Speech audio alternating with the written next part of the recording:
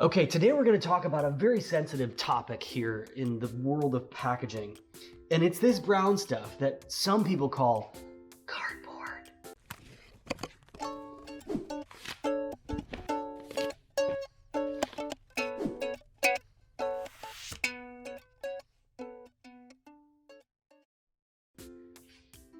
I hope nobody heard me say that. You get shipped off to like some remote island if they hear you say that in the industry with no food and water.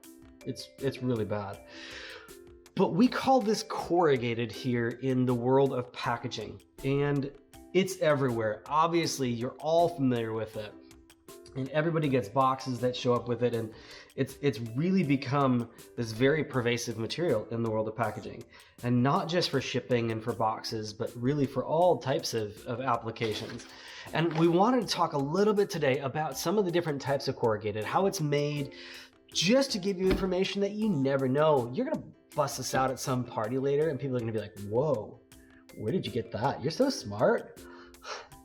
That's right, you can thank me later. Anyways, how is this stuff made? You have usually, most commonly, 3 layers, right? So you've got what they call a liner, and then you've got this little corrugated layer, and then you have another liner. Those 3 layers, which by the way, that little wavy thing in the middle is the corrugated. That's where the name corrugated comes from. And so that's made with this big drum that has all these little waves in it. It sucks that paper in, there's glue on the top and the bottom, and it takes that wavy layer and puts it in the middle of these 2 flat layers. And that's how you make corrugated. However, there's a lot more to it than that. And we're not gonna go all deep down into basis weight and ECT and burst and like all the ways that corrugated is measured and tested and specified, but we're gonna get a little bit into it today. So the most common corrugated is what we would call probably sea flute. And the flute just means really the thickness of it, the spacing of that wave and how far, how thick that is. I'm trying to speak in super layman's terms here. But you have different flute thicknesses, right? So we've got here a B flute and an E flute. And if you're looking at this camera here, you can see that this E flute's actually a lot thinner than the B flute. It's reversed and it's goofy, and the lettering doesn't necessarily make sense. So don't even ask me what's the logic behind it. I don't know.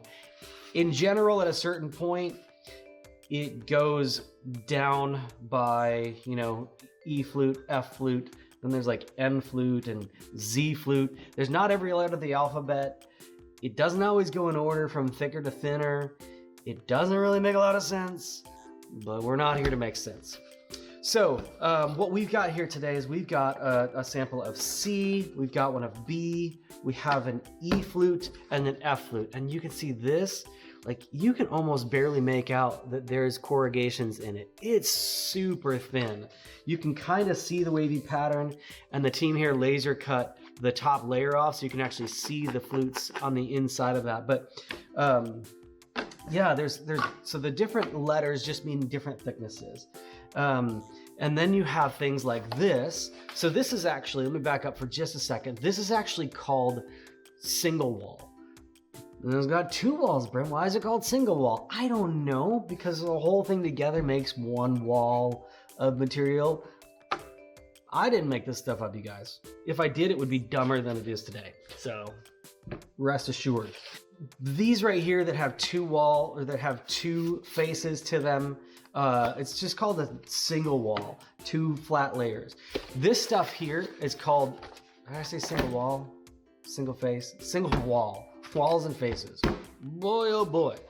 This here is single face corrugated. And what this has is just the wavy layer with just 1 layer on the back. This is used for some different wrapping and packing applications. In fact, this has a special adhesive on it, but we're not gonna talk much about that today. Then you've got other things like multi-wall. And so this here is a double wall. You can see this one I think is a BC, meaning it's like, it has a B flute and a C flute, and it's got two walls of corrugated. Maybe it's the wall of corrugated, I don't know.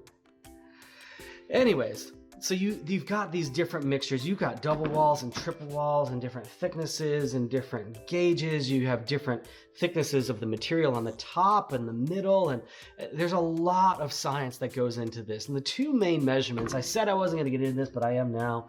The two main measurements that they go by in corrugated, apart from the actual basis weight of the papers and stuff, are specifications, and that's edge crush and burst.